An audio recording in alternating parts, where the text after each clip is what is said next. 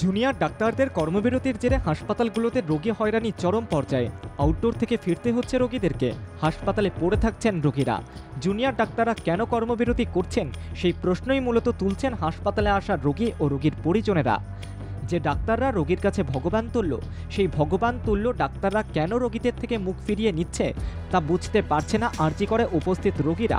তাদের হচ্ছে আন্দোলন চলছে, এই যে সেটা মিটে যাক, যেন সমাধান হয়ে যাক, সেটাই আমরা চাচ্ছি।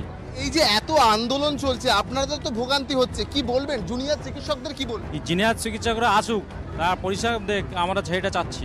কর্মবিরতি নয়, ডাক্তাররা রোগীকে দেখুন, যান সকলে। 30শে সেপ্টেম্বর শুনানির সময় সুপ্রিম কোর্টের তরফ থেকে ডাক্তারদেরকে বলা হয়েছিল শুধুমাত্র মরণাপন্ন রোগীকেই দেখবেন, কোনো শিশু সাধারণ অসুখ নিয়ে এলে দেখবেন না। জরুরি অত্যাবশ্যক পরিষেবা ছাড়াও বহির্বিভাগ অন্তর্বিভাগে সব কাজ করতে হবে ডাক্তারদেরকে। প্রধান বিচারপতির বক্তব্যকে মান্যতা না দিয়েই তারা কর্মবিরতি চালিয়ে যাচ্ছেন।